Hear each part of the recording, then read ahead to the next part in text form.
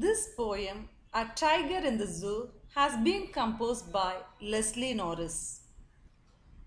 Tigers are proud wild animals. The poet has compared the activities of a tiger in a zoo with a tiger in its natural habitat. The description begins from the zoo and moves to the jungle. After thorough study of its natural habitat, he moves back again to the zoo. The helplessness of the tiger in the zoo has been described very clearly by the poet that makes us sad. The first stanza of this poem. He stalks in his vivid stripes the few steps of his cage, on pads of velvet quiet, in his quiet rage. In this stanza, the poet describes the appearance of the tiger in the zoo and its daily movements. He says that the stripes on his body are darker in color than the rest of its coat, and so they stand out distinctly even when seen from a distance. This tiger can only walk the length of its cage, and it covers that distance in a few mere steps only. The underside of the tiger's paws is as smooth as velvet, and so they do not create any sound as it is walking. It seems as if all the anger that the tiger feels at being caged is also suppressed in the same way. Second stanza. He should be lurking in shadow, sliding through long grass near the waterhole where plump deer pass. In this stanza, the poet imagines an alternate life for the tiger that is currently living in a zoo. He imagines what it would be like if the said tiger were to be living in the wild. He says that under normal circumstances, a tiger such as this one should be moving about not in a clear daylight, but only in the darkness among shadowy places in a forest or such like. The tiger should be hiding itself behind long grass so that its prey will not be able to detect its movement.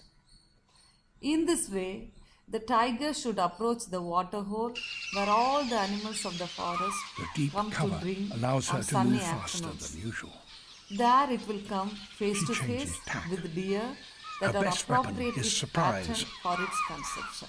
She could be In anywhere. other words, the tiger should She be left in kills the wild just to hunt 2 meters and from the gather camera its elephant. own food rather than be fed by zoo authorities. Third stanza. He should be snarling around houses at the jungle's edge, baring his white fangs, his claws, terrorizing the village. In this stanza, the poet says that even though that he would prefer the tiger to live in the wild, it is not as if it would lose all touch with human civilization.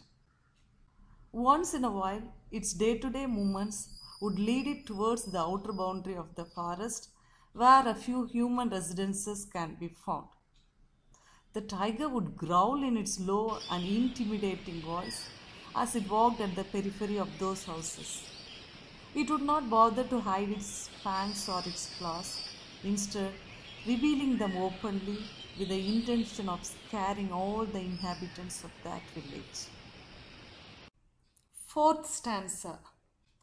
But he is locked in a concrete cell, his strength behind bars, stalking the length of his cage, ignoring visitors. In this stanza, the poet once again gets a reality check. He stops imagining the tiger's alternate life and returns to its real one.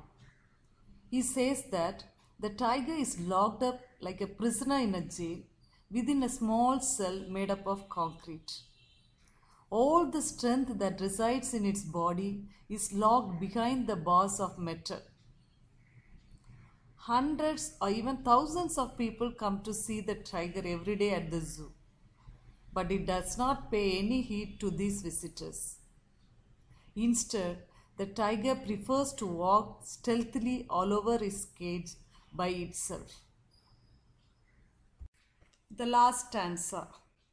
He hears the last voice at night, the patrolling cars, and stares with his brilliant eyes at the brilliant stars. In this stanza, the poet describes how the day ends for the tiger. It stays awake till the very last voice of the zookeeper locking up and going home can be heard. After that too, it does not go to sleep. All night, park rangers keep a watch over the surroundings of the zoo while driving around in their official vehicles. The tiger stays awake and hears the sound made by the cars of the patrolmen. The stars twinkle brightly in the night sky, and so do the eyes of the tiger. The tiger keeps staring at the stars as sleep eludes it always. In this poem, the poet gives a message to his readers that a tiger is better suited to be living in the forest rather than living in a zoo. In the jungle, the tiger, the wild animal, can roam freely and expresses his power. In the forest, he can hunt when he requires food. On the other hand, in the zoo, the space is too short for a tiger to roam. His movement is restricted and made him a prisoner in the cage of the zoo. Here the tiger lives an unnatural and unhappy life and becomes helpless.